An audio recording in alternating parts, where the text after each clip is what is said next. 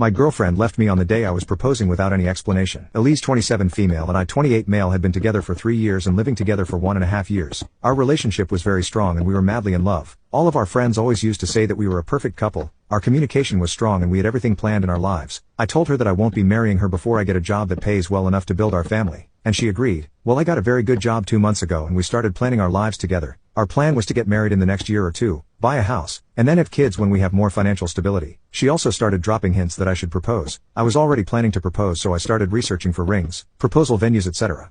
This is when I contacted Leah 27 female and asked her to meet me and keep it a secret. I told her my plans and she confirmed that Elise would love this and also gave me some suggestions which I loved. Leah also included David 27 male, as the three of them were best friends since childhood and knew each other very well. They also helped me pick the ring. The plan was to rent a cabin surrounded by nature and wilderness, as Elise likes that a lot. I rented the cabin and on Friday I took the day off without telling my girlfriend and met up with Leah and David and one of my friends to set up everything. I gave instructions to my friend about how I wanted everything to be set up, as he was supposed to go there the next day before us and set up everything, flowers, cameras, etc. I went back home after that and ordered Elise's favorite takeout. We talked about her day and then went to bed.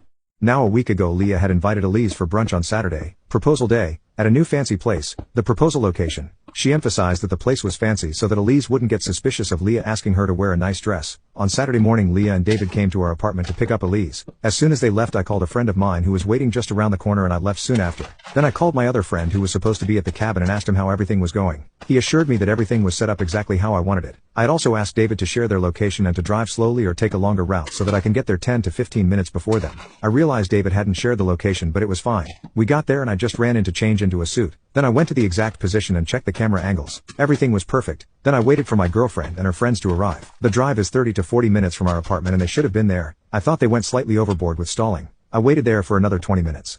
It had already been more than an hour since they left the apartment and I was getting worried, so I asked one of my friends to call David and sneakily ask how long it'll take them. They called him 2 to 3 times but no answer. Then they called Leah 2 to 3 times. No answer. I assumed the worst. I called David and Leah as well. Still no answer. Finally I decided to call Elise. First call. She didn't answer. My heart was racing at this point. As soon as I called her again, Leah answered instead. I was panicking and asked her if everything was alright and why is nobody answering the phone. She went silent for 2 seconds and then started yelling at me. She told me to never call Elise ever again and that I was dead to her. That I was a horrible human being for doing that to her. That she doesn't want to see my face or talk to me ever again. I was confused, but before I could say anything she hung up. I was so confused and started crying and my friends had to console me. Soon after that, I got a text from Leah that she'll be coming over later with David to get Elise's stuff and that Elise doesn't even want to step into the apartment. Even if I'm not there, I immediately called her parents to ask what was going on. They knew about the proposal and we were supposed to go to their home for lunch after the proposal. They had no clue what was going on and told me that they'll call her and ask. I got a call from them 10 minutes later saying that they called Elise and she told them that she can't talk right now and she'll call them later. They were also confused about all this.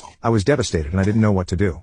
My friends took me back to my apartment and we hung out. David and Leah came over in the evening to take Elise's stuff. My friends and I tried to talk to them but they didn't say anything. They just asked me where Elise's stuff was and just took some of it and said they'll be back for the rest. They also reiterated that if I tried contacting Elise again, I'll be reported for harassment. At that moment I just wanted to cry because just the thought of me harassing my girlfriend was overwhelming. After they left, my friends told me that they think I shouldn't be alone right now and they were staying the night, and won't take no for an answer. We stayed up and talked till 4 a.m. last night and then everyone went to bed. I wasn't able to sleep and I've been just thinking about every potential reason for Elise's behavior, but I don't have any answers. The only scenario I can think of is that Elise was cheating on me and somehow she realized I was gonna propose and she freaked out and told her friends that she can't do this because I cheated on her. This still doesn't make sense, but it's the closest thing to an explanation I have right now. I know it's a horrible thing to think about. Today was supposed to be the first day of our engaged life together. Hopefully, I'll be able to get some answers from her parents if they talk to her.